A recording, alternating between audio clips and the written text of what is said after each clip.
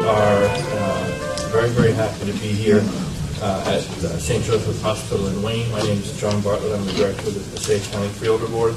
We take our show on the road from time to time every year, and with this year's theme of healthcare, we're visiting this hospital and other facilities around the county over the course of this next year. This is our first meeting on the road of 2019, and it's a privilege to be here. I want to pass our agenda over to our Deputy County Administrator, Matthew Jordan, who's going to take us through the conference agenda. Do a roll call. Freeholders: Apter, Best, Here. Duffy, James, Here. Lepore, Deputy Director Sandy Lazara, Here. Director Bartlett. Here. Thank you, Director. First, we have, first, thank you, President Slavin and St. Joe's for hosting us today. I think they're going to come and do a welcome. So, good evening, and I want to thank the Freeholder Board for coming here. It's a great honor for us to host it at St. Joseph's Wayne Medical Center. Really proud of this facility and its legacy in the county. We want to do just two things this evening for you. First, do a thank you, and I'll introduce some of our staff to help me do that, for having the confidence in St. Joseph's to again have the county psychiatric screening designation. It's something that's very vital to St. Joseph's and important to the community, and we have got our official designation again from the state. So I'd like to ask the folks that really man that program to stand and identify themselves, tell them what they do, and help me thank you. Hello, my name is Dr. Yulia Dementieva. I am a psychiatrist. I am medical director of Passaic County Screening Center. My name is Noreen Kapralian. I'm a manager for Psychiatric Emergency Services. Danielle Baratos, I'm the manager of the Psychiatric Emergency Screening Center. I would like to extend our gratitude for all the support Screening Center at St. Joseph's got.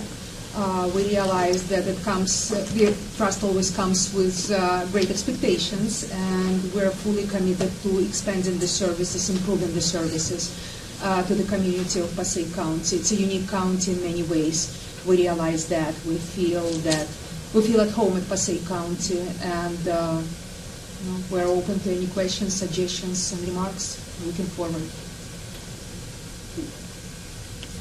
Very good. Thank you. All right. Second thing we'd like to do is do an educational session for the board on a new state subsidy program that's going to be coming into play soon. That's going to benefit not just the two county hospitals, ourselves in St. Mary's, but also the county of Passaic. We've had the chance to highlight this briefly with the county administrator. He asked for the educational session to be provided in more detail to all the freeholders. I'm going to ask Suzanne Ianni to come up and join me.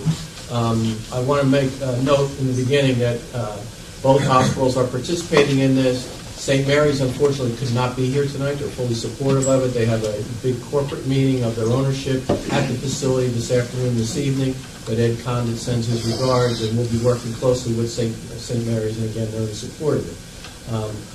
The people who helped put this all together, Suzanne Ianni is the president and CEO. I'll let her introduce herself and her team.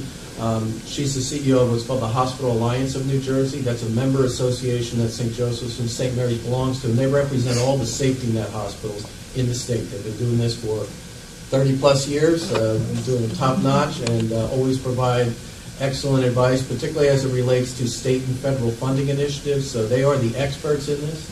I'm going to ask Suzanne to introduce her team, and then take you through the presentation. I will note the other representatives from St. Joseph's. I think you know the gentleman in the second row, Ken Morris Jr., and with us tonight is our Chief Financial Officer, Dennis Romer.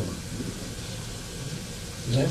Great. Thank you so much for having us here. As Kevin said, we've known each other a long time. We're really proud to represent Safety Net Hospitals and all the good work that St. Joseph's and St. Mary's do for your county and the residents in your county. This is a really exciting time for Passaic and 6 other counties that have the possibility of participating in a federal Medicaid maximization program. As Kevin said, what we do, we're advocates for the safety net. So we're constantly working with our state and federal leaders to figure out ways to get more healthcare dollars to the hospitals that serve the most vulnerable. So we've actually for many years been a proponent of a provider assessment program. Recently, Governor Murphy signed into law a bill that allows 7 hospitals to voluntarily participate in this opportunity. And it's really a win-win. It's a win for the hospitals, and it's a win for Passaic County. And how it works is, yeah, we do have handouts, and I'll invite my team up too. I have Brian Schott with me, who's our Vice President of Policy, and Chris Warnick, who is our Vice President of Finance and Strategy. So in the packets, and please interrupt at any time for any questions, but in the packets is our list of members. We have 15 member hospitals throughout New Jersey. We represent, all the acute care hospitals in Passaic County. And both Ed Condit and Kevin Slavin have been board members for many years and have been supportive of this program. So just basically what a provider assessment program does, it allows the County of Passaic to collect assessments from the hospitals, retain a portion of those funds for whatever the county wants to use them for and needs help with, and send the bulk of the funds to the state. The state, through the Department of Human Services, then sends them on to the federal government where they are matched. And right now is an opportune time for this matching to occur. New Jersey normally has a 50-50 match, meaning we send $1, the federal government gives us $1 back. Right now, because of the ACA, the matching opportunity is accelerated. For every $1 we give, we get about $2 back. So it's really a wonderful time for a program like this to be initiated. We have a PowerPoint. We won't bore you with all the slides, but I'll turn it over to Brian to go through kind of the process of it. The reason we're here is to talk about this opportunity, to answer any questions, and also to offer our help. And what we did is we sought a national expert that's done this in other states for other localities. We work very closely with them through America's Essential Hospitals, which is the safety net organization on the federal level. They're called Iman Associates.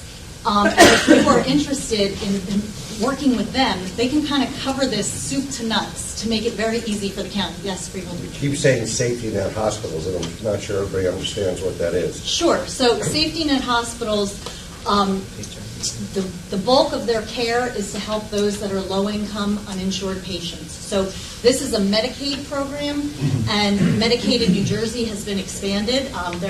Chris, do you know roughly how many Medicaid recipients? It's about 1.7 million New Jerseyans or so. In bulk, St. Mary's Hospital and St. Joe's Hospital take care of a large percentage of the bulk of their patient mix is Medicaid and uninsured patients. So for hospitals that are safety nets, these programs are even more important because for those of you who don't know, Medicaid in general doesn't pay the hospital to cover the payment that would cover the cost of the care. Programs like this allow the payment for the low-income patient to be closer to the cost of the care, which helps the community benefit of the hospital, helps you to maintain access to programs for all. I mean, it's really a positive in terms of the ability to reimburse appropriately both St. Joe's and St. Mary's, and at the same time bring money to the county. One more. Yes. What happened to charity care? So there still is charity care. Charity care is basically a program for the uninsured. This program, so charity care is a Medicaid disproportionate share program, that's the federal title, to reimburse for care for patients that have no insurance. This program is to help reimburse for patients that have Medicaid coverage. So Medicaid coverage is the patients actually have less income than a charity care patient. A charity care patient is kind of between where you would be at Medicaid would be the lowest income, then charity care, and then of course if you can't afford insurance or employer-sponsored insurance. But the Medicaid patients are the most vulnerable in the state. So as I said, Governor Murphy just recently signed a piece of legislation. There's activity at the state level in terms of doing governing regulations to help assist all of the participants in the program. And I want to turn your attention to page 4 of our PowerPoint. It's just page 4 of the document. The document looks like this. It's on the left side of the packet. Yeah, the presentation is on the left side of the packet. So as you're looking for it, I'll tell you the 7 counties that are eligible to participate in this program are Atlantic, Camden, Essex, Hudson, Mercer, Middlesex, and Passaic. And we have, through working with our hospitals, really want to help advocate for the program, answer questions, and make it easy to implement it. Because, as I said, it's a positive for the hospitals and for the county. Brad, do you want to just talk a little bit about Yeah. the slide? Yeah, so on this slide, you'll also see the breakdown of the funds that you'll be able to retain from the assessment. So you would assess the hospitals, and you'd be able to retain, as a county, 9% of the assessed amount. It would be 10%, and then 1% of that goes to the state to administer the program. 9% remains with the county, and then remaining 90% gets sent to the state as an intergovernmental transfer to remit to the federal government to trigger the matching dollars that Suzanne just mentioned. So that's the way that this works, and if you actually if you look at the next to last page, it's actually a very good visual representation of exactly how that flow of funding would work. I do just want to highlight a couple of other things that are on the next page, which is that the law, the bill was signed into law in November of last year. The bill is effective next week on April 30th. The county will be required to prepare what is known as a fee and expenditure report that explains, and the legislation is also included in the packet on the right side, but it explains how the assessment will be designed, and how that this amount will be retained by the county, and that this amount will be sent to the state to trigger the federal matching dollars. Counties may not submit those fee and expenditure reports to the state until the regulations that Suzanne just mentioned have been adopted. Right. Just real quick on the fee and expenditure report. So I'm an associate that our federal attorneys work out of Washington. We met them through America's Essential Hospitals. They've done this for localities in Texas. There was a county program in Texas. They've done it for Arizona. They basically know how to run everything from soup to nuts, as I said. The local fee and expenditure report will dictate, once you meet with the hospitals and if you engage IMAN, they'll convene and talk about what's the right assessment amount. There are federal limits on what the assessment could be. It can't be more, total combination of all assessments on the hospitals can't be more than 6% of their, this is a weedy word, but net patient service revenue minus Medicare. So it's the revenue the hospital takes in, but not Medicare revenue, that an assessment would be placed on, and it's basically could be from 2 to 5% of that revenue. And then once that's decided, there will also be different Medicaid modeling to look at, which we still have to get to that point to determine how the money comes back to the hospitals. But it will be more than the hospitals invest, because as I said, the federal match is great right now. It's almost a 2-to-1 match. The other thing that the county would have to detail and submit in their report is what you would use your dollars for. So the legislation itself doesn't specify how they have to be used. Past iterations of legislation did say it should go for emergency or fire or police. This legislation doesn't. Now, that's not to say that when we see the regulations, it may have parameters around what you could spend the funds on. But right now, there's been no insight into that. And as far as we know, there wouldn't be any restrictions on how you use the dollars. But again, IMAN could work with you if you so choose. And all of that, once the plan is put together, you work in collaboration with the hospitals, St. Joe's and St. Mary's, and as Kevin said, Ed Condon is completely on board with this too, and prepare the package. You would give that to the state. The state would then give some probably public comment period, and then approve it, and then send it on to the federal government. And then there's a process of the federal government time frame for approval through Centers for Medicaid and Medicare Services. Not $1 can be assessed to St. Joe's or St. Mary's until the federal government approves. So there are protections all around for everybody involved in the program. So. And just to piggyback off one thing that Suzanne just said about the collaborative nature of designing this program, one of the great things about the way that the legislation was written was that this is at the county level, and that this really does give flexibility in designing this program on a county-by-county basis in a way that really works to the benefit of not only the hospitals in those counties, but also to the county itself. And so with that in mind, I just wanted to point to one last bullet here, which is that while those 7 counties can implement different assessments, all hospitals within a particular county must be assessed at the same rate. My question is regarding the rate. Is the rate a patient type of rate, or is it just a set flat fee amount per hospital? Obviously, St. Joe's is much larger than St. Mary's, so how would that work? Right. It's 1%, but it would be in collaboration with St. Joe's and St. Mary's that you would decide does 2% work as a proper assessment, is 3. again, because this is really your plan that you'd be given to the state of New Jersey for approval to move on to the federal government, you want to work in collaboration with the hospitals. And I know that Kevin and Ed and their teams have already been discussing it and are supportive of working together. So there's 50% sounds bad to you right off the bat, right? So to take any kind of worrying around that and how the money is returned, they return based on your Medicaid volume and utilization. So, however it goes in, both hospitals will profit from this. They both will get more Medicaid revenue than they put in as an investment. But it won't be equal because it's based upon the level of Medicaid business that you do. Right. That's how they calculate the percent. The assessment's actually on all your revenue minus your Medicare. That's what the assessment is on. The return comes back on your Medicaid business. But both St. Mary's and St. Joe's do enough Medicaid business where it's going to be a profitable model no matter what you choose. Of course, St. Joe's is a larger hospital by volume, and they're going to probably get more money. But it's premature to discuss that because nothing's been determined, really. Let me ask a question now. My name is Michael Glover. I'm the Passaic County Council. Does this plan include a contract between the county and the hospital, St. Mary and St. Joseph's? Well, I wouldn't call it an official contract. I think what's approved from the state and then the federal government will give the guidelines on how this should work. But once your piece is done, once you hand in the fee and expenditure report and it's approved, the arrangement for the monies to come back will be the federal government dictating to agreeing with the state on how that should happen. So really your piece is convening the hospitals to begin, deciding on the assessment, deciding on the piece that you're keeping, how you'll spend it, and working in conjunction with the hospitals on what the methodology is. That all happens up front.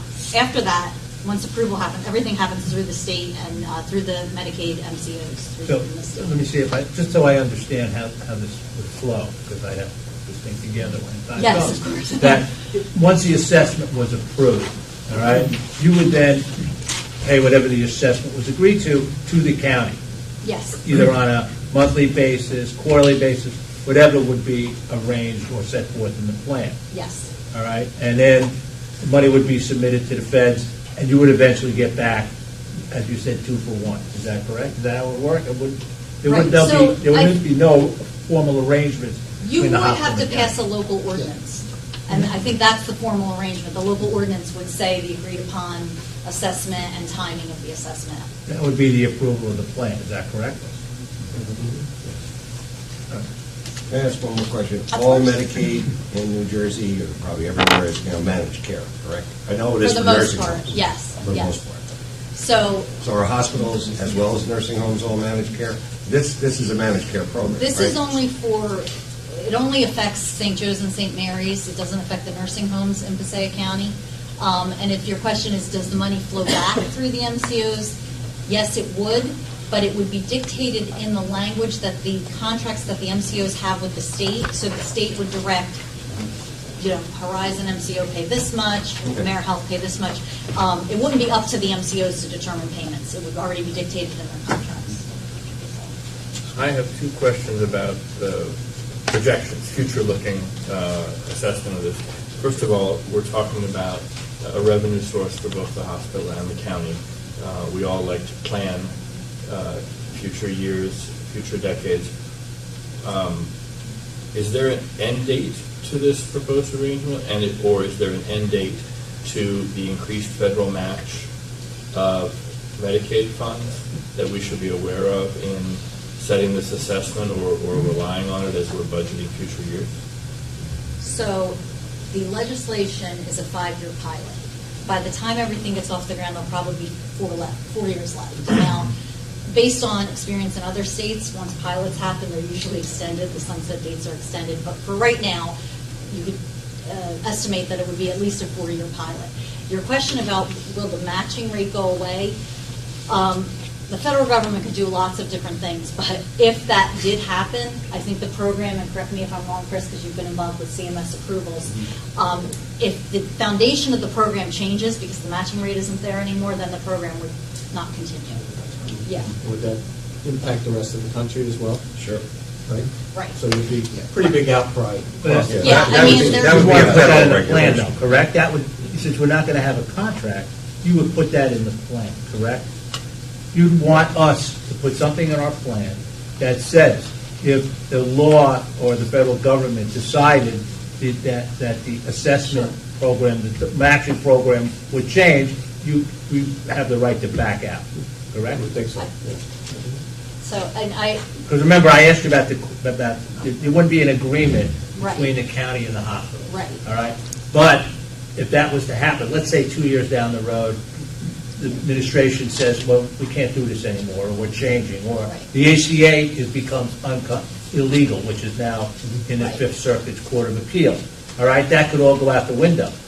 So the question would be, if we have this plan in effect, you might say, hey, we don't want to collect this money anymore. We're not going to get it back, or we're not going to get the amount back. That's what I think that's what the freeholder was driving at. What happens if the ground rules at the federal level change? And that makes complete sense to me. In the legislation, Brian, does it mention anything specific?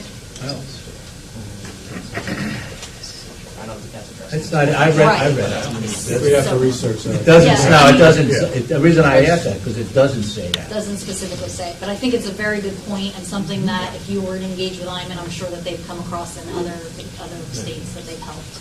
If it changes from a win-win to just a win, then, A win for us, Well, yeah. thank you for being sensitive to that. It's Yeah. very smart, yes. One thing we failed to mention in the beginning was why now for this.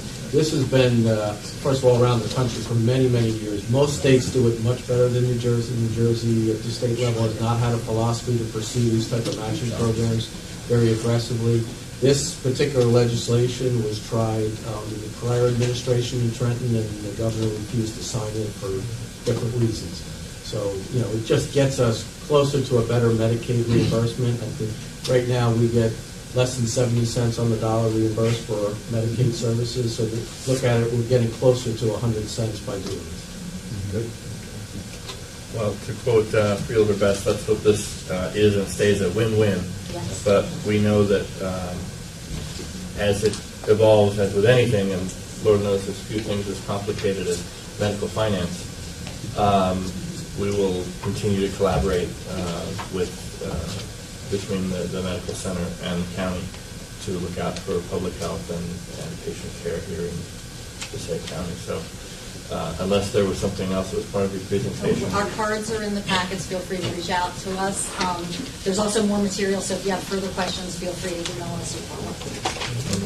Thank you very much. Thank And I just saw the chair of psychiatry in the room. You could just stand and identify himself. Thank you, Carlos Reda, psychiatry. Thank you. Anything you need, thank you so much. Thank you, Dr. Thank you. You have a lot of psychiatrists here, is that? You need. You're fine, you're fine. Are you feeling self-conscious? Now I am, yes. I'll be in. So, That was interesting. When are we talking about this? Mañana? Oh, we're not doing it tomorrow. Because it's 2 weeks to the next meeting. Oh, I see. Okay. All right.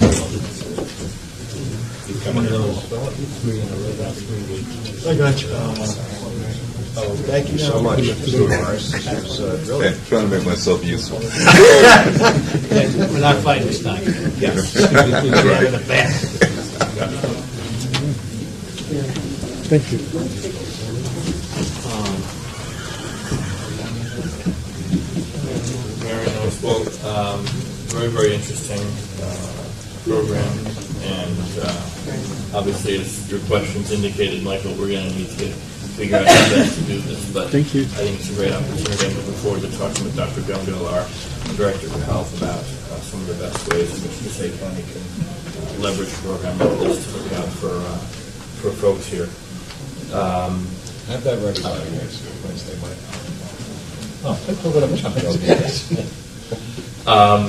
I want to acknowledge before we move on that we're joined here this evening by the Mayor of Prospect Park, Mayor Mohammed Kurula, as well as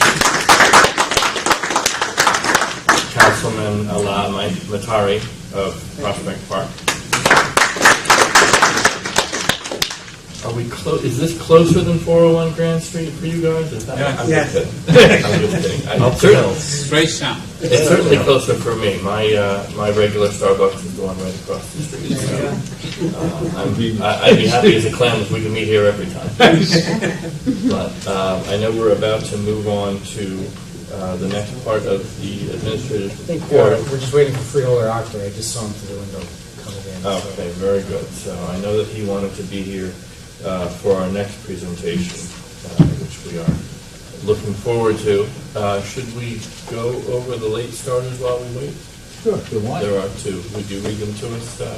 All right, there are two late starters, although we don't have, no, we have one. All right, there are two late Mr. Director, through you to the board, there are two late starters.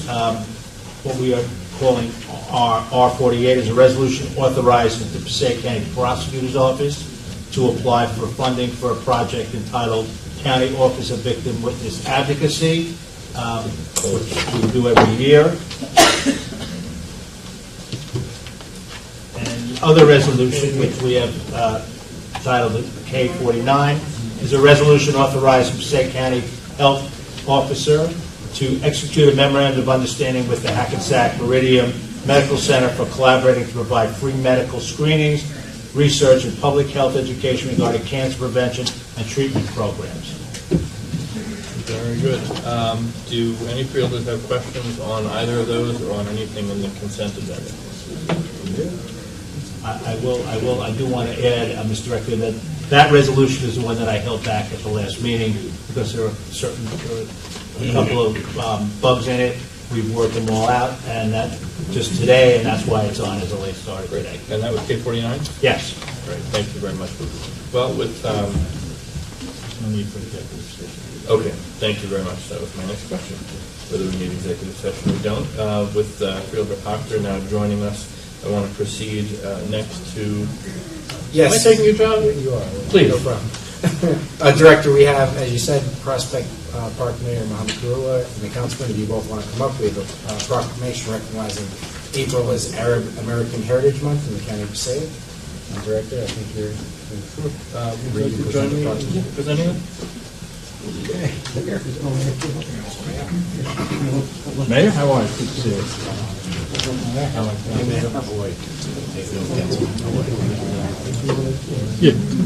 see you. Yeah, why don't we go?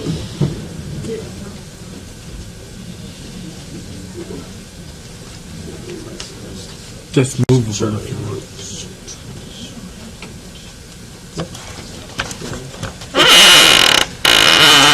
So I want to thank Mayor Julia for bringing this opportunity to our attention. As you all know, throughout the year, am I too close, Mike? No. Throughout the year, we recognize the various communities that enrich Passaic County and make it a wonderful place for all of us to live. And certainly, if there is a modern story of Passaic County and of its growth and success, that's the story of our Arab American communities. And April is, among many other things, Arab American Heritage Month. And thank you very much, Mr. Mayor, for giving us the opportunity to recognize the month and providing a model. Do you want to read it? No, go ahead. I'll say if you Very good. So, recognizing the month, whereas for over a century, Arab Americans have been making valuable contributions to virtually every aspect of American society: medicine, law, business, education, technology, government, military service, and culture. And since migrating to America, men and women of Arab descent have shared their rich culture and traditions with neighbors and friends, while also setting fine examples of model citizens and public servants. And whereas they brought with them to America their resilient family values, strong work ethic, dedication to education, and diversity in faith and creed that have added strength to our great democracy. And whereas Arab Americans have also enriched our society by sharing in the entrepreneurial American spirit that makes our nation free and prosperous, and whereas the history of Arab Americans in the U.S. remains neglected and ignored by misconceptions, bigotry, and sometimes anti-American hate in the forms of crimes and speech, and whereas Arab American issues such as civil rights abuses, harmful stereotyping, and bullying must be combated in the forms of education and awareness, and whereas Arab Americans join all Americans in the desire to see a peaceful and diverse society where every individual is treated equally and feels safe, and whereas the incredible contributions and heritage of Arab Americans have helped us build a better nation, Now therefore be it resolved by the Board of Chosen Freeholders of the County of Passaic that in celebration of the contributions of Arab Americans have made to society and to our county, it does hereby proclaim the month of April 2019 as Arab American Heritage Month in the County of Passaic, and encourages its citizens, employees, and the larger community to join in this special observance. And Mr. Mayor, you are the first mayor of Arab American descent, I believe, in the state of New Jersey, and certainly here in Passaic County, and not only in your service to your constituents, in your service to your students at Passaic County Tech, but also in your service to the Syrian American community and to Syrians suffering terrible, terrible things in Syria and Turkey, where I know you've traveled to support your extended community. It's a particular privilege to be able to present this to you on behalf of Passaic County Arab American. Thank you very much.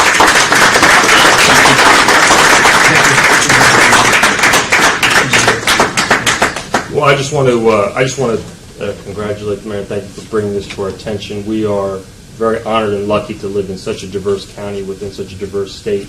But I think we take particular pride, I certainly do, living in the city of Patterson, in the large Arab American population, by some accounts, the second largest concentration of Arab Americans anywhere in the country, next to Dearborn, Michigan. And they ask, why did the Arab American community go to Dearborn? Why did they come to Patterson? The answer was the same: the jobs. They came to work here. And contrary to what people may think, a lot of people assume I'm Arab, even though my parents are South Asian.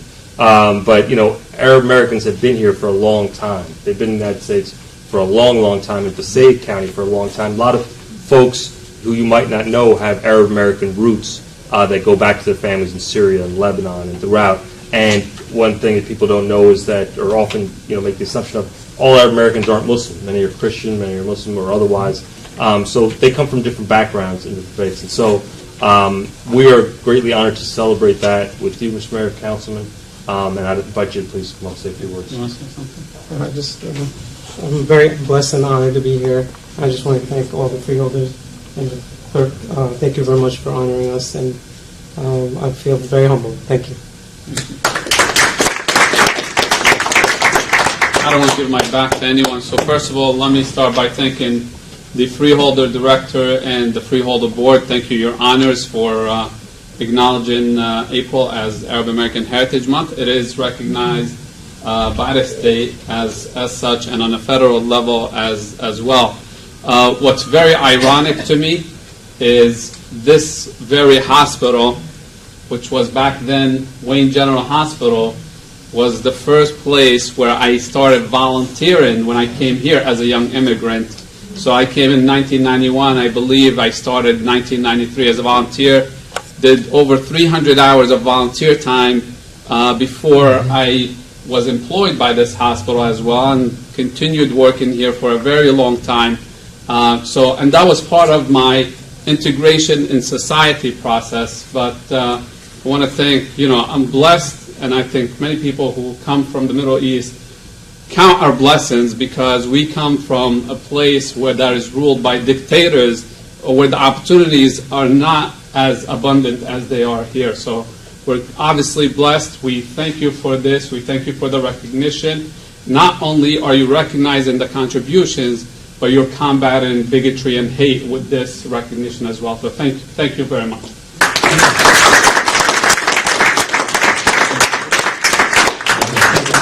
Get a photo with all the freeholders. Get a photo together.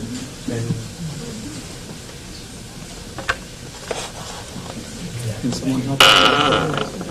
Thank you.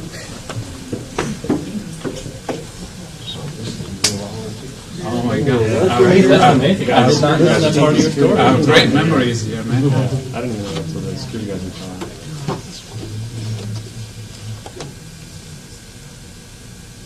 Okay, just one more. That's all I'll give her our phones.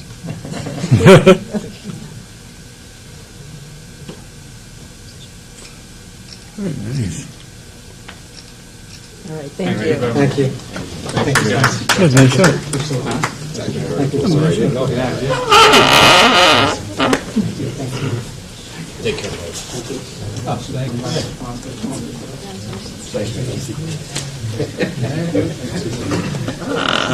I got it. how she gets there. Director, that concludes my report. Very nice. Thank you very much, Matthew, and thanks to everyone who was part of our conference today. That allows us to adjourn and move on to our regular meeting. Can I have a motion to adjourn the conference today? Move it.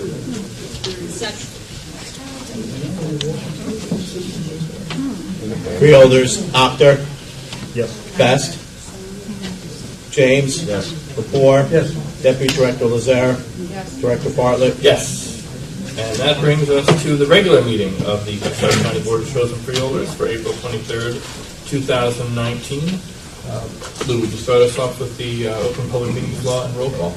Ladies and gentlemen, the notice requirement of the Open Public Meetings Law has been satisfied with respect to this meeting, specifying the time, date, and location in the public notice that was published in the Herald News and the Bergen Record on April 16, 2019, adopted with Resolution R-2019-0322 on April 9, 2019, filed with the County Clerk and posted in the Administration Building. Freeholders, Apter. Best. Duffy. Bambi's outside.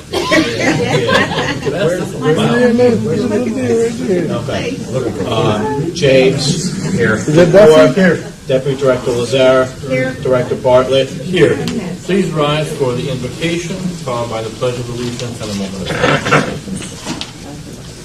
O God, who provides for thy people by thy power and rules over them in love, be gracious enough so to bless thy servants, our freeholders in this county of Passaic, that thy people may dwell in peace and safety through our Lord. Amen. Freeholder Lepore, would you lead us? I pledge allegiance to the United States of America and to the republic for which it stands, one nation, under God, indivisible, with liberty and justice for all. Please remain standing for a moment of silence to remember all the men and women who have died while serving in the United States Armed Forces. And for those of us in Passaic County, we're also remembering this week the one-year anniversary of the death of Sheriff's Officer Tammy Yagan, Passaic County Sheriff's Office.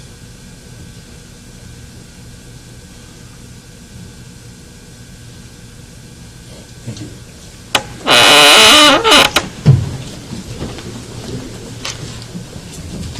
Can I have a motion for approval of the minutes of April 9? Move it. Second. Freeholders, Apter. Yes. James. Yes. Lepore. Yes. Deputy Director Lazare. Yes. Director Bartlett. Yes.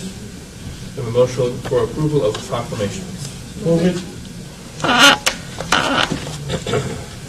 Freeholders, Apter. Yes. James. Yes. Lepore. Yes. Deputy Director Lazare. Yes. Director Bartlett. Yes. That brings us to freeholder reports. Very appropriate to our location here at St. Joe's. I want to mention that next Monday is a big day for public health and particularly for issues around seniors and people with disabilities. For those of you who don't know, Passaic County is a aging resource. Oh, geez, I'm going to get myself in trouble. What does ARDC stand for, Charlene? Or Aging and Disability Resource Connection. Aging and Disability Resource Connection. Thank you very much from the new director of our Department of Senior Disability and Veterans. So apropos of that, next Monday from 10 until 2 at our offices in Totowa, the Director Gungo, and staff from the Passaic County Board of Social Services will be leading a 4-hour professional development on issues around aging and disability. It's a great point of contact for social workers, for clergy, for municipal staff, for community-facing nonprofit organizations to find out what those resources and programs are for the aging population, for people with disabilities, and for veterans that they can access through Passaic County. That's happening Monday the 29th from 10 until 2 at our offices on Riverview in Totowa. Very same day in the evening at 7 o'clock p.m., our Passaic County surrogate, Bernice Toledo, and an attorney from Hawthorne, Nancy Collier, are going to be joining me for a special program at the Little Falls Civic Center on autism and other disabilities, specifically focused on estate planning, guardianship, and other needs that aging parents may have for adult children on the autism spectrum or with other disabilities. Planning financially and estate-wise for that eventuality when we need to see to it that there's a continuity of care after parents pass on. That's a program we offered here in Wayne a couple of years ago, and people found very, very informative. We're offering it again next Monday evening, the 29th of April, at the Civic Center in Little Falls. You can find all the details on Passaic County's Facebook page. And thank you again to St. Joe's and all of our hosts today. Sandy? I do. Is this working? Sure. So first, there's actually two departments that I want to recognize today. And the first one is Pregnancy Healthcare Center, and its director, Lucinda Corrado. Every year, the nursing facilities or healthcare facilities get rated by the Center for Medicare Services. And this year, we at Pregnancy, thanks to Lucinda and her staff there, have jumped from 2 stars to 4 stars. Based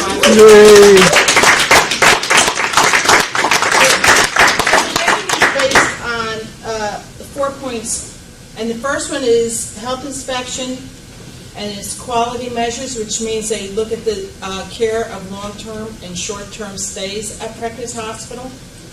Staffing, 5 stars. RN staffing is another 5 stars, and if I didn't say it before, the quality measures are 5 stars also. So that's a great jump for us. I mean, we've doubled the number of stars that we're getting and the points that we're getting. And Lucinda, I credit you for everything that goes on there and your staff, and we thank you so much for the work that you do. So that was my first one. My second one is on May 9th until the 13th, we are going to have the Vietnam Moving Wall coming to Garra Mountain. This is a big deal because it's a hard thing to do. So again, we're working in unison with the American Legion 174 post in Wayne.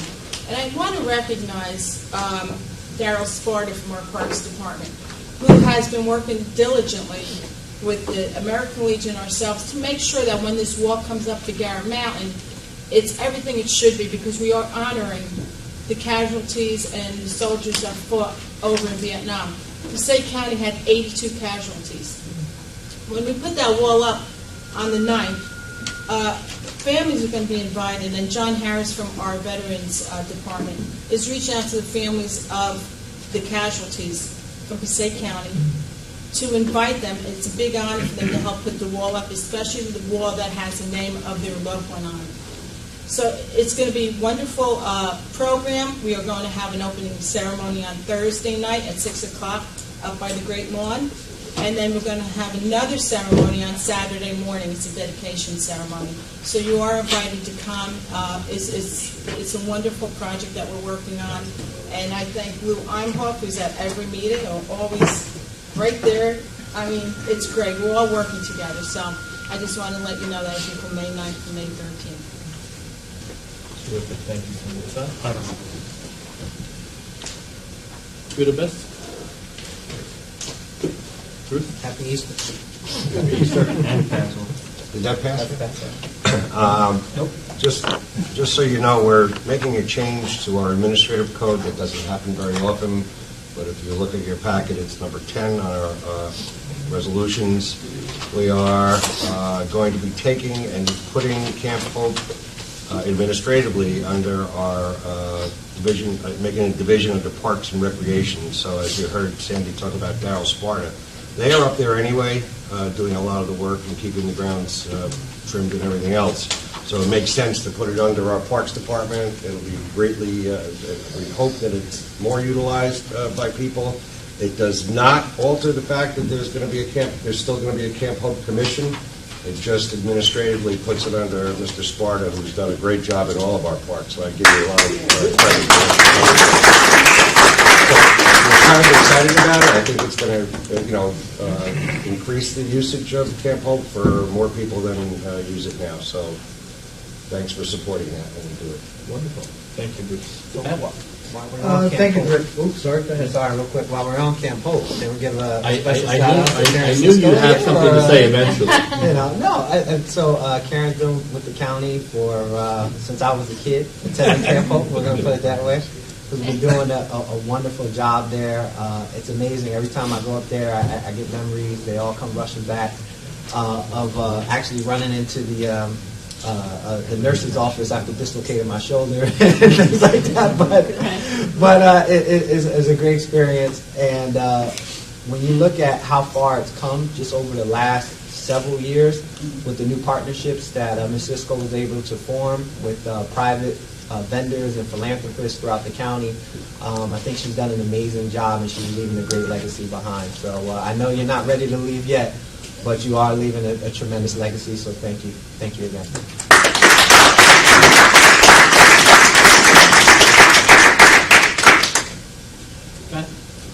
Thank you, Director. Through you, S&P Global Ratings assigned its AA long-term rating to Passaic County, New Jersey's $6.4 million general obligation bond, the $3.2 million county college bonds, and the $3.2 million on the county college bonds in 2019 B.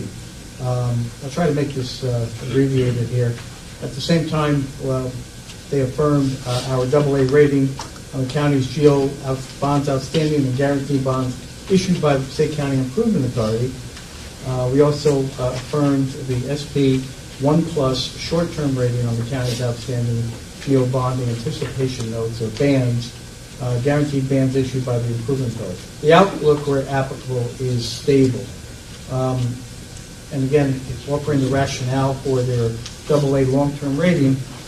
We believe the county's healthy financial position will continue underpinning its credit quality, reflecting a long history of strong budgetary performance and based on management's good embedded financial policies and practices.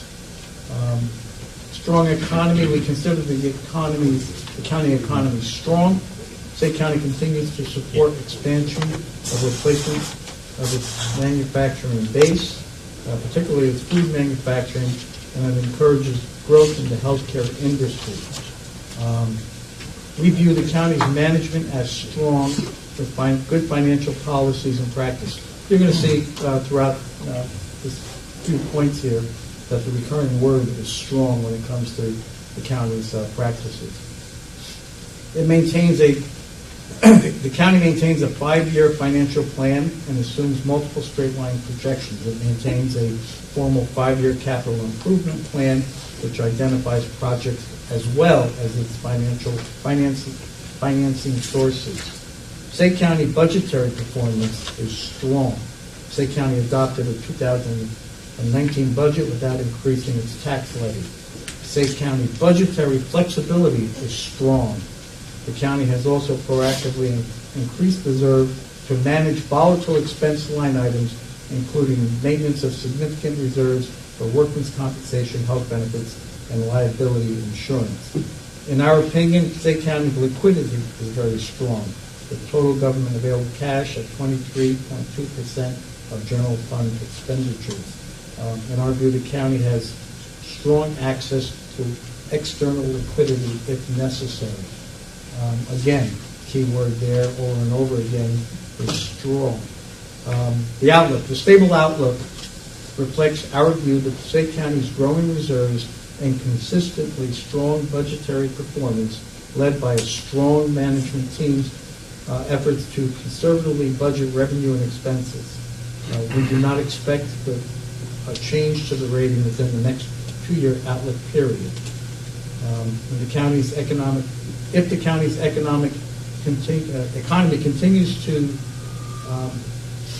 its recent growth, leading to higher wealth and income compared to those of higher-rated peers, while fixed costs continue to show signs of stabilizing, we could raise our rating.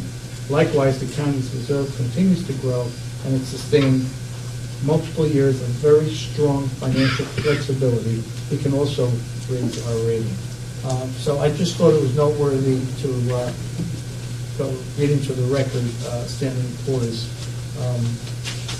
rating of Passaic County, and a constant referral to everything that management and budget practices are strong. Thank you. Thank you very much, Field Lepore, and I will point There out, you in case you're being a bit too modest, that you've been our budget chairman for the past 9 years, and one of the reasons that that strength is so evident is the work that we do each year on that committee which you chair to, as you say, conservatively budget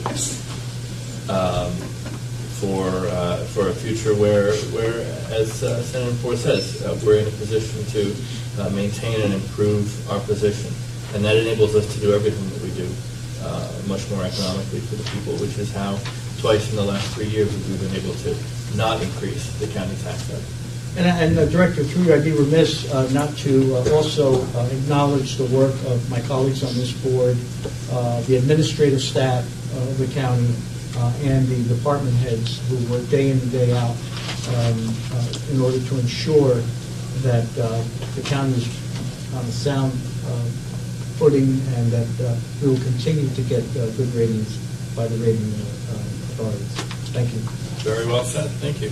So with no communications, that brings us to the oral portion of the meeting. Can I have a motion to open the public portion of the meeting? Second.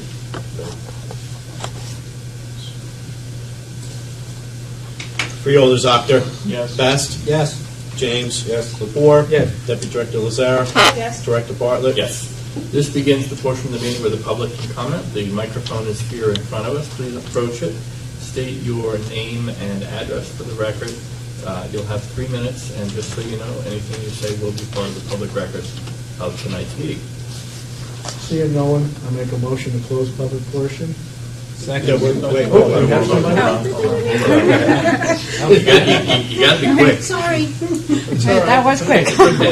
Don't, I have to take Freeholder Duffy's place. He usually- Okay, my name's Claudia Logan. I live in West Milford. I've lived in West Milford for about 8 years. I'm here as an individual citizen. I would like to ask the freeholders what you are doing, if anything, about cleaning up the forests in West Milford that have been decimated since Hurricane Sandy. I don't know if you've been up there recently. You were talking about Camp Hope.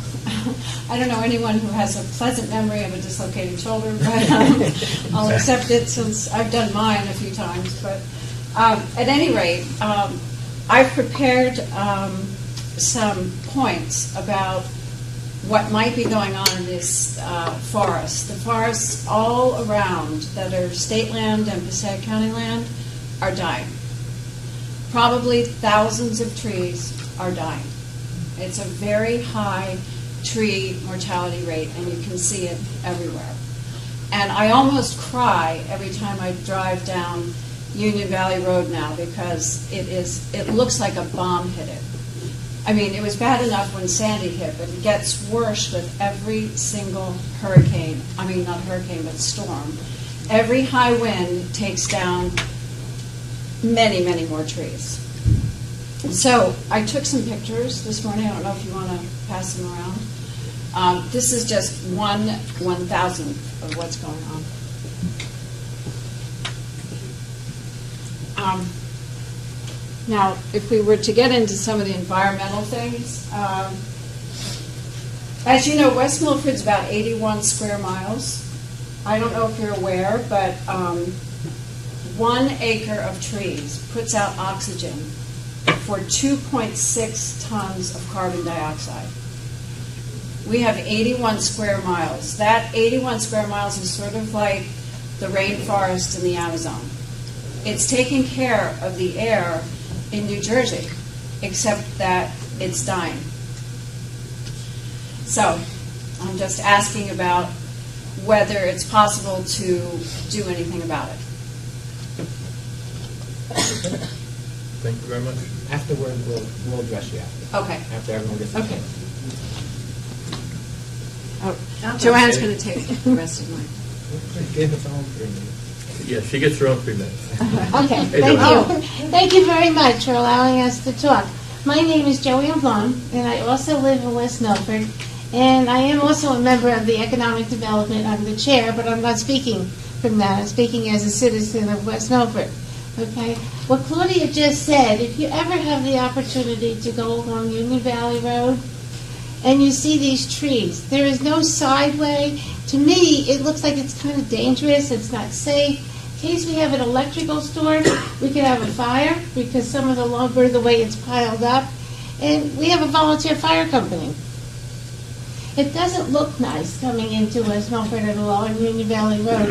And then if you look up, you're going to see more trees hanging over the wires.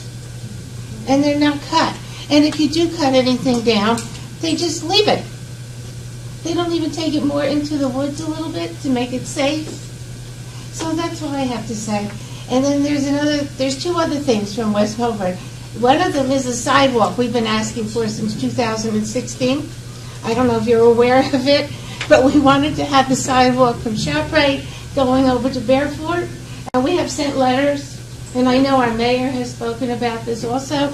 We really need it for the business people. West Milford's not doing well. The business people are not doing well. Many stores are empty. You will also, if you go through West Milford, you'll even see homes foreclosed. We need your help for certain things to try to build up our economy. And then another letter we have sent was a 3.5 tax bracket because of the Highlands. We're hoping you would consider that also again. Thank you very much for your time and for listening. Thank you. Anybody else wishing to speak? I'll take a motion now. I'll make a motion to close the public portion. Second. We need a second. I did. Yes. Oh, sorry. Freeholders, Actor. Yes. Bass. Yes. James. Yes. Lepore. Yes. Deputy Director Lazare. Yes. Director Bartlett. Yes. So, Claudia and Joanne, thank you both very much for coming. I want you to know I actually sat down with Mayor Dale about a week or so ago, talking about a whole range of issues affecting West Milford, but we appreciate you taking the time to come down here, let us know about these issues. Depending which forest you're talking about, the answers may differ, our jurisdiction, our ability to do things may differ, but certainly I know that with all of the investment and attention that we give to our county parks, the health of the forest is something that has always been important to us. And we do work with arborists and do our best to improve on that. I want to invite our Deputy County Administrator to expand on that and possibly Darrell as well. Thank you for coming. So, Ms. Blum, just to be clear, the county only manages two sets of forests in West Milford, the Abshall Preserve and the Highlands Preserve, which used to be Sandcat Park. We do have a forester under contract that we consult with. We do have a forest management plan. We are dealing with issues related to the emerald ash borer, which could be why you're seeing some of the trees die. I think it's a nationwide issue right there. Right. It's something we do know about, and we are actively spending money on trying to address and replant trees that we can.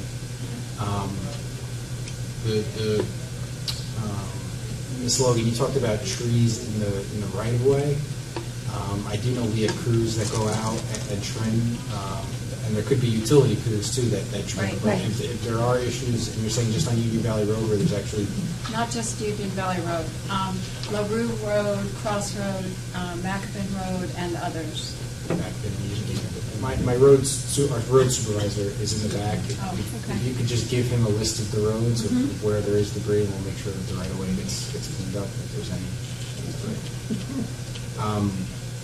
The sidewalk, I know we've had discussions with, it's the county's general practice not to install sidewalks. It's usually we have our engineer here too, it's usually the municipality's responsibility. We have had discussions about, different pots of funding that we could tap into to contribute to some of it. So those discussions are ongoing about the sidewalk. Thank you. By the way, the I don't know. 3.5%, we don't do that. That's legislature. Yeah. That's state. Okay. I will say this, I'm on the Highlands Council, have been for 8 years. The issue for anything in any town in the Highlands is it makes it difficult with economic redevelopment. And West Milford is 100% in the protected zone. You can do redevelopment where it is, where there is development. We have been pushing for a 5 cent per 1,000-gallon use fee. We can't get the state Senate President Sweeney to post it. He's not a big fan of either the Highlands or the Highlands. They see it as a tax, except you're kind of protecting the water for more than half the state. They won't reimburse the towns for that protection, basically. But that's the answer to it. You get your legislators, many of them, I hate to say it, many of them in the Highlands are Republicans who won't even entertain it. But we have a Democrat who is the president of the Senate. He won't post it. It's a problem, but that would be the solution for economic, fairness in treating those towns that supply the water to the rest of the state. That would be what would be fair. And I just want to address the economic development. Our Director of Economic Development is sitting behind you, Deb Hoffman. And you might want to get her card and give her a call sometime to talk about how, she's a wealth of information. She can help you build your economy up in West Milford. And we need it. Chance. Yeah. We do. I strongly suggest that you and Deborah get to know each other and talk about how we can help as a county. Okay? Because Yes, we know each other. Okay. Yes, we do. It's difficult because of the act. It's a different ballgame up there than it is down here. Just is. I actually want to thank my colleagues for pointing out all those things. And Bruce, in particular, you've been very attentive on Highlands issues and consistently frustrated. I know I've spoken with you over the years by what you describe and the fact that the Highlands Act talks about preservation, but also talks about economic development, and we seem to be only keeping one of those two promises. Exactly. And that's a dilemma, and we sympathize. So thank everyone for that contribution. That brings us to the consent agenda. Can I have a motion to add K48 and 49 as late starters? Second. Freeholders, Apter. Best. Yes. James. Yes. Lepore. Yes. Deputy Director Lazare. Yes. Director Bartlett. Yes. Can I have a motion to adopt K1 through K48 as our consent agenda? Move it. 49. Sorry, 49. Thank you. Move it. Second. Freeholders, Apter. This is to adopt the entire agenda? Yes. Yes to all, staying to 49 and 19. Best. Yes. James. Yes. Lepore. Yes. Deputy Director Lazare. Yes. Director Bartlett. Yes. That brings us to our new business. Can I have a motion on personnel? Move it. We'll move personnel. Second. Freeholders, Apter. Yes. Best. Yes. James. Yes. Lepore. Yes. Deputy Director Lazare. Yes. Director Bartlett. Yes. I have a motion on the bills. Move the bills list. Second. Freeholders, Apter. Yes. Best. Yes. James. Yes. Lepore. Yes. Deputy Director Lazare. Yes. Director Bartlett. Yes. Payroll. And I'll move the certification of payroll. Freeholders, Apter. Second. I'm sorry, yes, that's four. Freeholders, Apter. Yes. Best. Yes. James. Yes. Lepore. Yes. Deputy Director Lazare. Yes. Director Bartlett. Yes. Departmental reports. Received and filed. Okay. Anything else, anyone? Yes, before we adjourn, I just wanted to congratulate Mr. Flavio Rivera on his appointment for another 3 years as constable. This is how meetings run, Councilman. So when you go back to Patterson, you can tell them we finished in an hour. So, right. You want to hang around here till midnight? You can. Move to adjourn. All right, we have a motion to adjourn for Fielder Best. Second. Very good.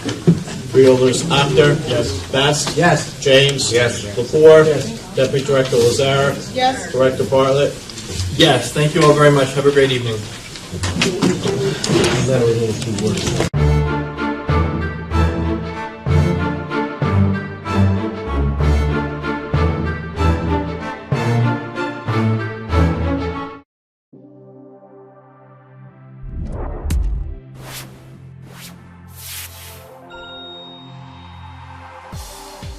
My name is Adam, and welcome to PCTI.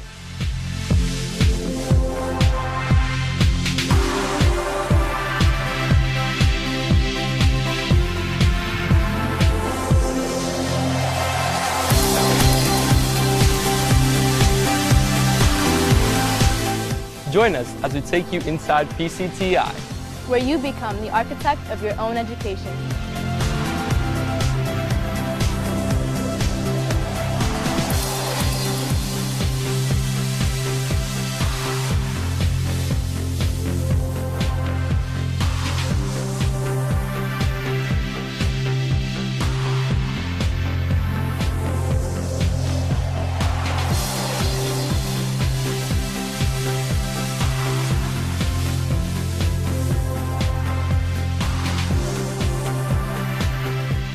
Here at PCTI, there are 14 specialized schools and academies that you can be a part of.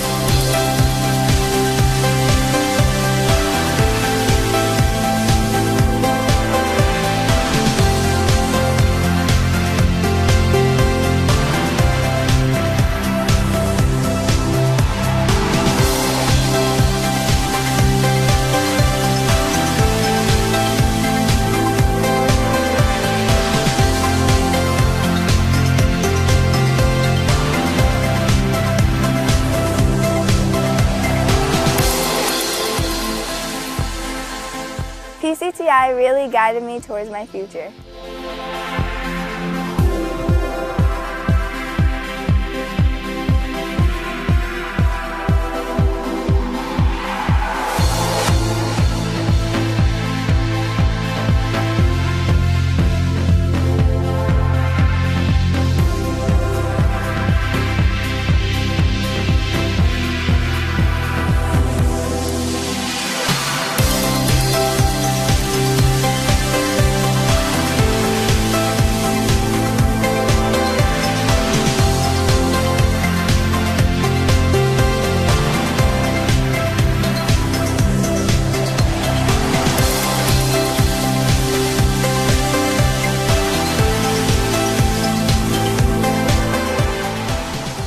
PCTI pushed me to discover my passions.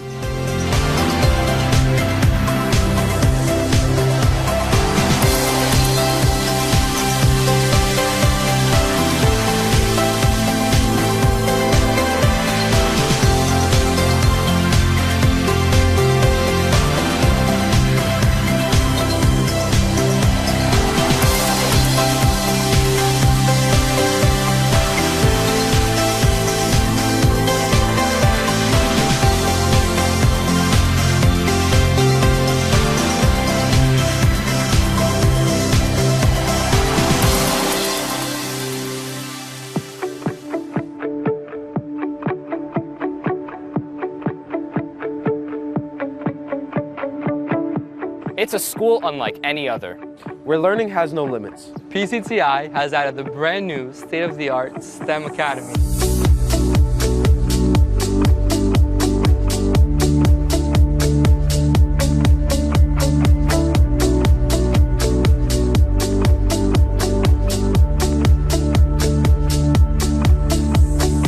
Our school is training the problem solvers of tomorrow.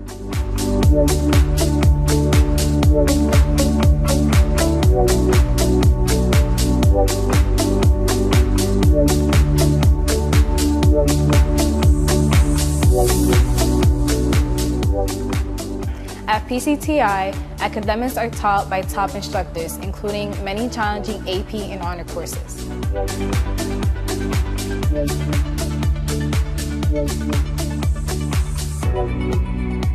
There's no place like tech. The sports, activities, and academics, everything adds to the total high school experience. See for yourself, this campus is beautiful.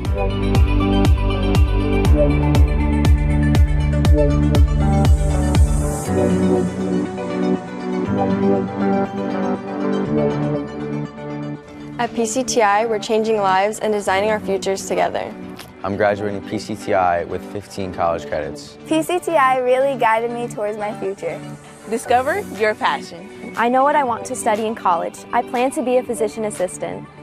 Here at PCTI, we take pride in our school. So come, join the Bulldog family. If you like what you see and you want to know more, Visit our website because at PCTI, we're changing lives and designing the future together.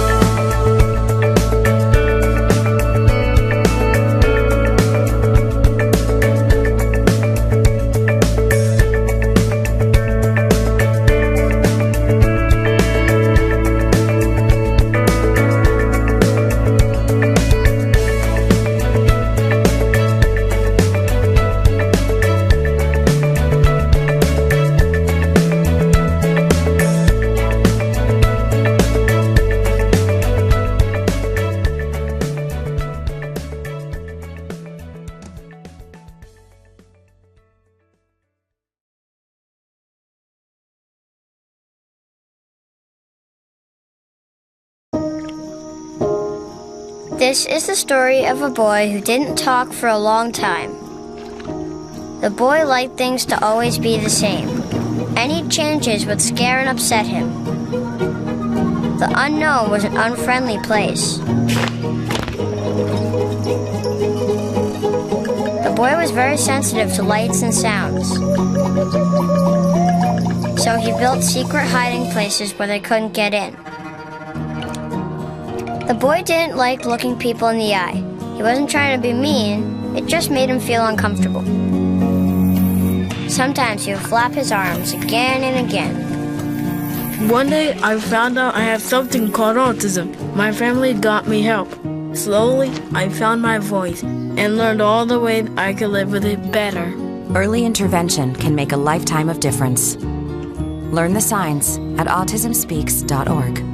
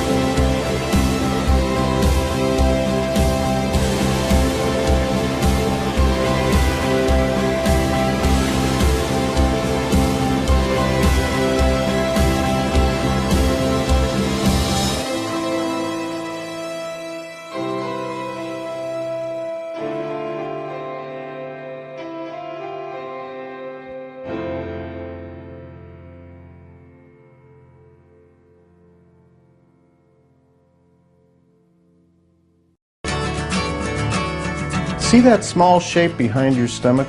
That's your pancreas. If you're anything like me, there's a pretty good chance you didn't even know it was there. But all that changes when something goes wrong. Think about this. Pancreatic cancer is the fourth leading cause of cancer deaths in the United States. More than 35,000 people will die from it this year. The 5-year survival rate is only 5%. Picture that. Walk into a room with 100 people. 5 years later, only 5 are left. That is a statistic you do not want to be a part of. These are people just like you. People like my daughter, Bridget. People like our mom. People like my husband, Andy. People like Concha, my mom. People like me. Like me. Know it, fight it, end it. Go to pancan.org.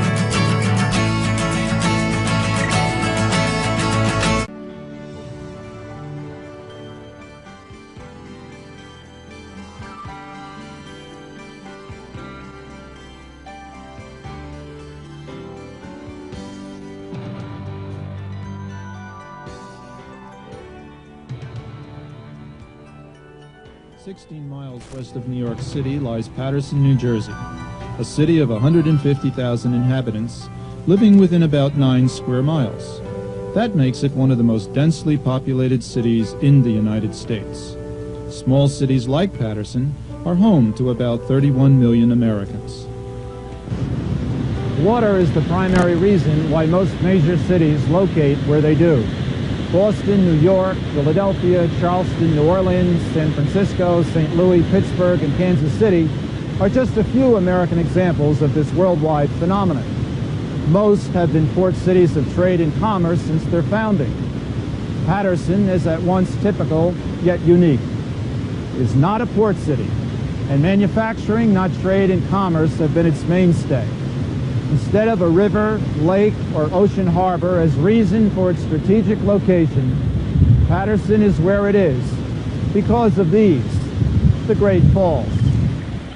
In 1680, 2 Dutch missionaries visited the Great Cataract and wrote all-field accounts of its grandeur. About this time, 14 Dutch families bought the Aquakanonk tract from the Lenni Lenape Indians. Included in this deed were about 4,000 of Patterson's almost 5,600 acres, and the first white settlement in this area became a reality. Water diversion upstream has lessened the fall's power somewhat. At this hydroelectric plant, more water is diverted before it reaches the falls to produce electricity for up to 1/4 of the city. Even so, after heavy rains, the ceaseless flow and power of this 77-foot high, 280-foot wide waterfall is still an inspiring sight. It was certainly that for Alexander Hamilton. As Secretary of the Treasury, he became perhaps the first nationally prominent American to give a commercial endorsement. Keenly interested in manufacturing, he became consultant and spokesman for the Society for Establishing Useful Manufactures, founded in 1791. Elijah Boudinot and the other directors named the city after New Jersey Governor William Patterson, which may have been the reason state lawmakers granted them tax exemptions and partial state funding. The SUM directors came to the falls on July 4th, 1792, and bought 700 acres above and below the falls. Patterson thus came to existence on the 4th of July, and the directors resolved to build at once. The directors hired Pierre L'Enfant, the French architect-engineer who planned Washington, D.C., to supervise the construction of factories for America's first planned industrial city. Peter Colt succeeded L'Enfant in February 1793 and completed a raceway system to power the mills. Water flowed from the Passaic River through a wooden dam above the falls into a reservoir, passing through the raceway to a spillway and water wheel, providing power for operating a mill. After leaving the mill, the water flowed back into the river through a drainage channel. Controlling a cheap energy system and much valuable property, the Society for Useful Manufacturers began to flourish as a power developer and real estate firm, as cotton manufacturers soon located in Patterson. A middle raceway was added and then a lower raceway as well. Roswell Colt made additional modifications in 1838, including elimination of the reservoir and building a new masonry dam further downstream. Patterson, the cradle of American industry, became the cotton town of the United States. Paper manufacture in Patterson was also important, including production of currency paper for several Latin American countries. Prior to 1807, all paper was made in sheets, but Patterson paper mill owner Charles Kinsey invented a process to make paper in continuous rolls, the first of numerous firsts from Patterson.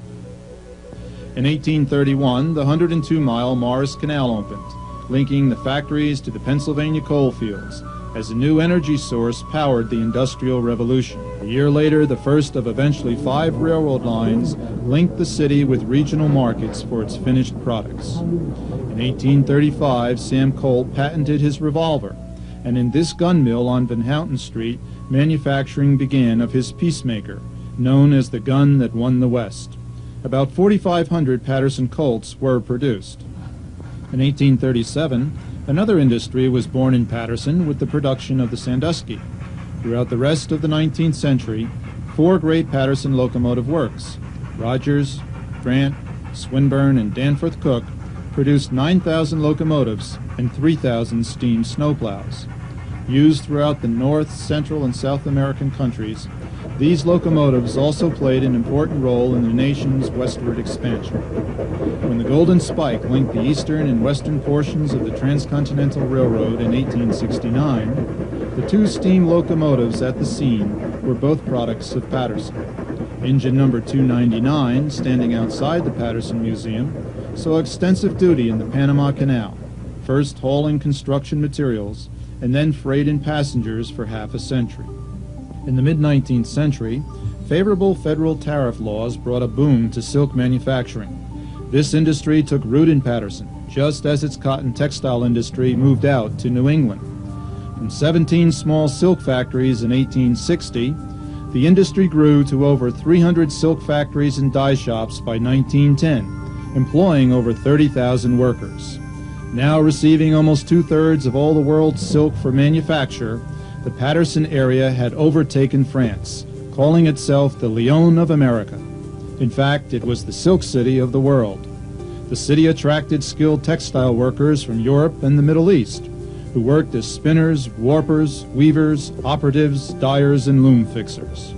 And out of this industry came other Paterson firsts, such as John Ryle's discovery of how to put silk on spools, creating the first silk thread used on sewing machines. In 1873, Paterson silk manufacturers introduced the jacquard process of silk weaving. Jacquard cards are strips of heavy cardboard with perforated holes to create a design pattern. Hundreds of these cards are stitched together in bundles and fed into the head at the top of the loom to control the warped threads. Another significant Paterson first came in 1878, when schoolteacher John Philip Holland invented the world's first practical submarine. His iron-plated one-person boat, tested in the Passaic River just above the Raceway Dam, led to the successful launching of the Fenian Ram in 1881, the forerunner of all submarines built since then. With so much industrial activity, it is probably no coincidence that Paterson was also the site of the first permanent commercial telephone exchange in 1879. The city, highly successful as a manufacturing center, was the fastest growing city on the East Coast throughout the 19th century. Businesses of all types flourished in this boom city, where industry and commerce were symbiotic partners. Breweries, mostly German, were another major city enterprise throughout most of the 19th century, until Prohibition. One of the more successful silk manufacturers was Kathalina Lambert, an English immigrant at age 17. In 4 years, he was partner in the Boston silk firm that had first hired him as a $4 a week bookkeeper. 3 years later, at age 24, he was sole owner of the firm. Soon thereafter, he opened the first of his silk mills in Paterson, beginning a meteoric rise into enormous wealth and power. In 1892, he conceived and built his brownstone and granite castle residence on Garrett Mountain, with a commanding view of the city below. He named this imposing structure Bella Vista. In a wonderfully romantic action, he provided his wife, now in her 50s, with an elaborately carved oak frame to set off her elegant stairway descents. Carved with fruit and flowers, it was also a gallant tribute for the silk-clad women party guests as they descended. Lambert's employees lived in crowded tenements in Paterson's working-class Dublin district next to the factories easily visible from his windows. However, Lambert's lifestyle, like that of Paterson's other elite, was one of opulent splendor. From overhead gasoliers set off by colored glass and wrought iron frames to spiral onyx columns and marble statues and floors. Exquisite chandeliers lit the rooms, which were warmed by a variety of fireplaces. Marble with relief sculpture, rosewood with black and gold decoration, tile, ornate ceilings, paneled walls, fine furniture, and fine china and much more made Bella Vista a showplace. Most impressive was Lambert's vast art collection, which charmed President McKinley on a visit in 1898, and so impressed Vice President Garrett Hobart that he exclaimed, "We have here the nucleus of an American Louvre." The art collection is long gone, auctioned off by Lambert in his later years, but on a visit, one can still experience some of the beauty of the castle, now home to the Passaic County Historical Society and County Parks Department. Paterson has also experienced major calamities. Early Sunday morning, February the 9th, 1902, fire broke out in a trolley car barn on Van Houten Street. Fierce winds carried burning embers eastward to all parts of the business district, making firemen helpless to stop the raging inferno. The fire burned all day Sunday through a 26-block area, destroying 456 buildings spread out over 54 acres. Pattersonians returned to survey the ruins. they found that the fires spared nothing.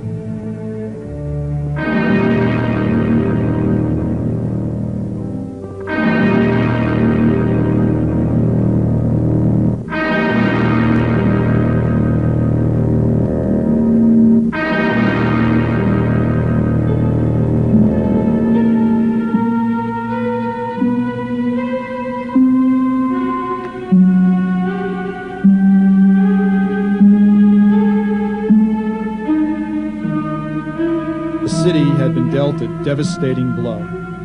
As offers of aid poured in from all parts of the country, Mayor John Hinchcliffe declined, saying, "Patterson can take care of her own." Signs of business as usual quickly went up as Pattersonians put action to the mayor's words. Yet even as the city began initial steps to rebuild, nature dealt another section of the city a crippling blow. 2 weeks after the fire, the Passaic River began to rise. With an average flow of 10,000 gallons per second, it crested on March 2nd to almost 160,000 gallons per second. Along with the raging waters came huge ice floes carrying destruction wherever they went. Bridge after bridge collapsed. Houses were swept away. Other homes and factories sustained heavy damage. Floodwaters inundated stores and neighborhoods. Fortunately, the gates to the raceway system held firm, preventing destruction of a large part of the city's industry. Gradually, the floodwaters receded, and Pattersonians, reeling from back-to-back natural disasters, began the monumental task of rebuilding the city. And rebuild they did, despite another major flood and destructive tornado in 1903. Soon the city was a bustling metropolis again, its mills working, its commerce and retail trade thriving. Its locomotive industry was in decline, but silk manufacturing still made Patterson a prosperous city. In 1913, Patterson endured another crippling blow. Workers at the Dougherty Mill went out on strike in opposition to installation of a four-loom system. The strike spread, involving 24,000 workers and closing down over 300 mills. Leaders from the international workers of the world, the Wobblies, came to Patterson. Carlo Tresca, Elizabeth Gurley Flynn, Adolph Lessig, and Big Bill Haywood urged workers to hold firm. Violence and arrests were common. When the strike ended 6 months later, neither side had won. The workers were destitute. The four-loom system remained, but the mill owners were nearly bankrupt, and the age of industrialist rule ended. The 1920s saw Patterson's fading silk industry superseded by airplane engine manufacture. Wright Aeronautical Corporation came to Patterson and became the city's main industry. Charles Lindbergh's solo flight across the Atlantic in the spirit of St. Louis was powered by a Wright Whirlwind J5 engine built in Patterson. A great many other airplane engines were built in Patterson through the 1940s, both for civilian and military aircraft. Throughout the first half of the 20th century, Patterson was also a major shopping center. Like most cities before suburbanization and shopping centers became the preferred middle-class lifestyle, Patterson was a strong regional city whose stores, services, and entertainment regularly lured nearby residents. Recreational activities were plentiful within Patterson's borders. For the city's elite, the annual Masonic Ball, beefsteak dinners, or summer outings were enjoyable events. The Orpheus provided musical evenings, and the Patterson Opera House an ongoing program of entertainment. The Swiss Germans participated in the gymnastic and cultural activities of the Turnverein, while other ethnic groups found leisure pastimes through organizational outings and other events. The circus coming to town was an event for everyone. Performances were always scheduled in the evenings after the factories closed. Daredevil tightrope walkers attracted crowds to the falls, such as George Dobbs in 1879 and Philippe Petit in 1974. An amusement park at the top of the falls and a swimming school at its base were places where one could go regularly. Sunday afternoons in the city's parks were a long-standing tradition, whether picnicking, strolling through the formal gardens, wading in a pool, or boating on the river. When movies came along, theater after theater opened throughout the city, most of them situated within blocks of one another. they would remain enormously popular for half a century before yielding to cinema complexes out on the highways. An impressive number of famous people have called Paterson home. Besides inventors like Colt and Holland, Paterson also produced legendary heroes like Sam Patch, who, after successfully leaping from the Great Falls, became the only man to go over Niagara Falls successfully without a protective device. Garrett Hobart, mayor, state legislator, and U.S. senator, was vice president of the United States under McKinley. Hobart's sudden death while in office brought the president to Paterson for his funeral. Death came to Malcolm X and King Umberto I of Italy at the hands of two Paterson assassins, Talmadge Hayer and Angelo Bresci. In stark contrast, Paterson also turned out two prominent poets in William Carlos Williams and Allen Ginsberg. Albert Sabin, inventor of the oral polio vaccine, and Larry Doby, the first black baseball player to integrate the American League, also called Paterson home. Comedian Lou Costello, shown here posing for famed Paterson sculptor Gaetano Federici, was also a native son. Spanning many generations and societal changes, home to many diverse peoples, cities such as Paterson offer an abundance and variety of architectural beauty. Government buildings, for example, reflect both the nation's 1890s values and Paterson's prosperity. This neoclassical limestone building with Corinthian pillars is the county courthouse. Built shortly after the 1893 Chicago World's Fair, when cities copied ancient Greek and Roman buildings, it is arguably the best designed courthouse in the state. Next to it is Paterson's old post office, built at the same time and now a courthouse annex. This stone and brick work with gargoyles, resembling Butcher's Hall in Holland, is one of only two pure Flemish Renaissance buildings in the United States. City Hall, built in 1894, set the standard for other cities as well as for the quality of buildings in its business district. The main building is based on the design of Michelangelo's Senate in Rome, and the clock tower based on that in Lyon, France. In the 160-foot tower is a 2-ton clock with a 500-pound pendulum. Danforth Memorial Public Library was designed by Henry Bacon, who then used this building as his model for designing the Lincoln Memorial in Washington, D.C. Throughout the city are numerous examples of architectural splendor. Looking up past the street-level facades of stores frequently rewards one with sights of rich details of construction design from another time. Churches offer other examples of a city's architectural beauty. St. John's Cathedral, for example, is a beautiful Gothic building built by and for Irish immigrants in the 1870s.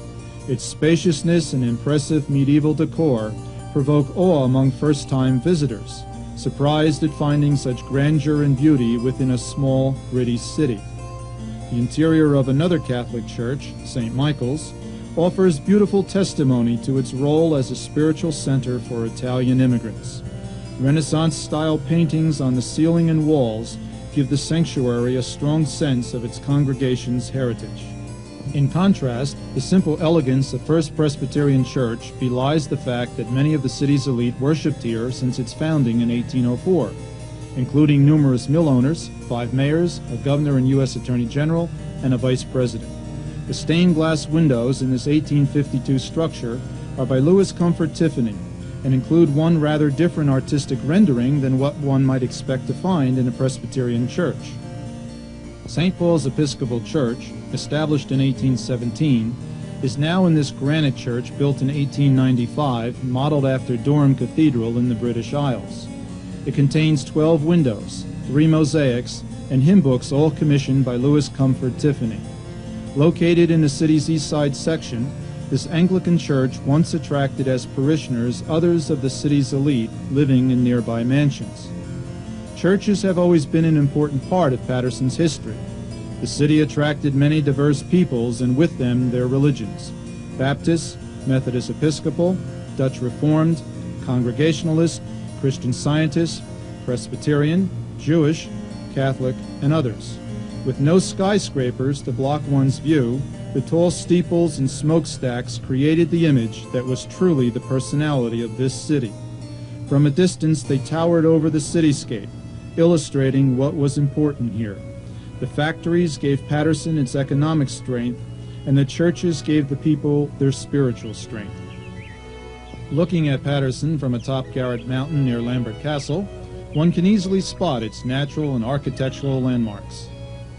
They offer vivid testimony not only to the city's legacy from the past, but to its present and future potential as well. Vistas, however, don't give a complete picture. People, not buildings, comprise a city's strength. As in virtually all American cities, immigrant and minority workers have played major roles in building Patterson and sustaining its economic vitality. They built the buildings and streets, labored in the factories at the machines, worked in the many retail stores, provided other necessary services, and shopped at the many establishments along the city's streets. No longer a major manufacturing center, Patterson is now a city of diverse economic activities, with its largest employer, St. Joseph's Medical Center. Like most cities, Patterson today is beset by problems of poverty, homelessness, drugs, and crime. It struggles with its finances, schools, and image.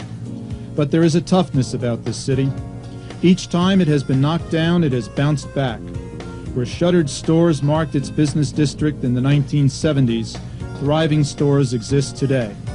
3 years ago, it won an urban award for the most new construction starts in 1 year. When fire has destroyed older structures, new ones are built, and the merchants continue business.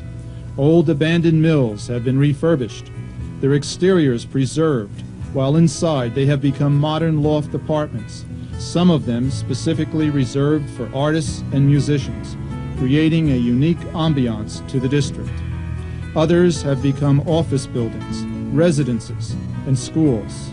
The Falls and its adjacent factory district are now a National Historic Landmark and attract visitors from all over the world. The city's sense of community responsibility is perhaps best illustrated by the actions of its churches. St. Paul's Episcopal Church doesn't merely live in its glorious past, but reaches out in its present. It is an integrated church, offering shelter to the homeless and numerous outreach programs to the community around it. A former convent by St. John's Cathedral is now Eva's Shelter, with a halfway house upstairs and downstairs serving over 300 meals daily at this site and 200 other meals at satellite centers. Where littered, empty lots and slum buildings once stood, area churches have contributed labor and materials through Habitat for Humanity to build several dozen quality, affordable homes that low-income families can own. Any city is a mosaic of small worlds, a composite of many neighborhoods. Scattered throughout Patterson are low-income areas, working-class residential districts, middle-class locales, and the Manor Hill section where its large, exquisite mansions can be found. In some areas, only traces of a previous ethnic group's presence can be found, as it is replaced by another group. Elsewhere, the older group either maintains a strong presence or coexists in the same locale with a newer group. Hope and labor has been Patterson's motto since 1869, and the guiding principle of its people in the past and present. The city's future is as unknown as that of its children, but Patterson's past resiliency suggests all things are possible, that dreams can become realities.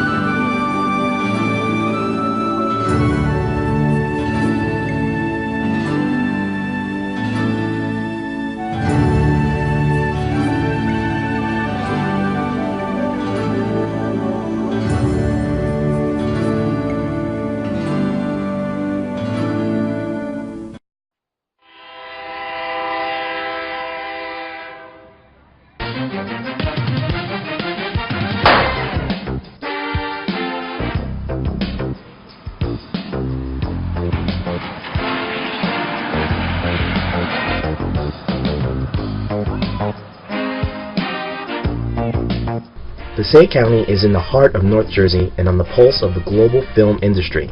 It has stunning natural resources, urban, suburban, and rural locations, convenient access within the tri-state area, and state-of-the-art telecommunications.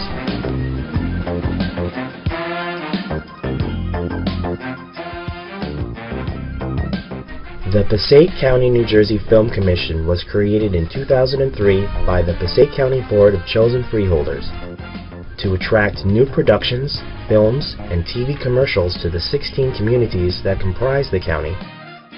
The Commission has also created a filmmaker's resource guide.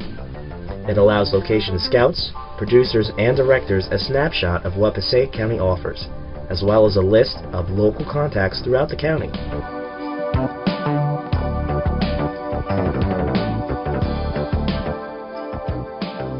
Several productions for both the small and large screens have used the county and its communities for their sets. The Sopranos have filmed scenes all over the county, and they have given us rave reviews.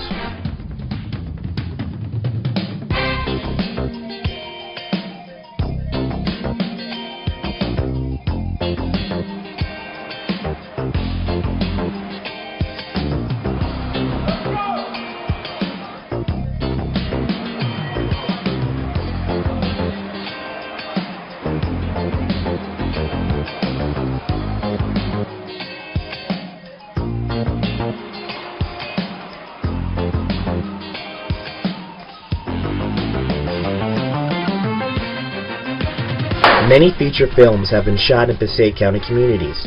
Recently, a new film, The House is Burning, was shot in Wayne and Hawthorne. Move over, Hollywood. Here's the clip.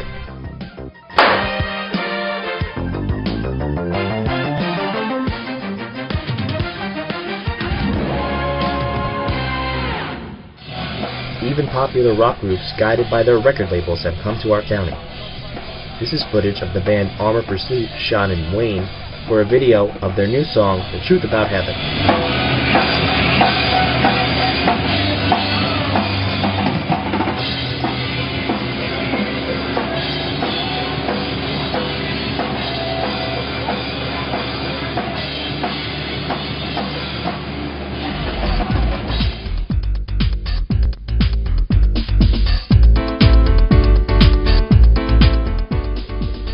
The Passaic County, New Jersey Film Commission also provides venues for young, aspiring filmmakers who call our county home to improve their skills.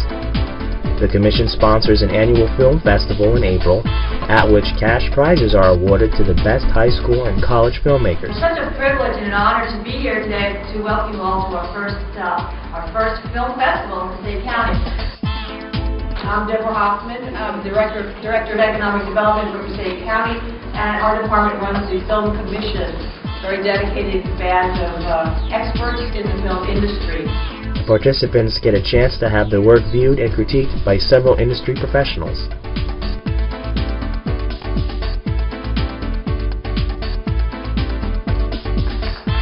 The all-volunteer Passaic County, New Jersey Film Commission is hard at work raising the visibility of our county locally and nationally. Eventually, this will result in more productions within the county and increased economic benefits to the businesses that call Passaic County home. If you are contemplating a major or independent production, we want you here.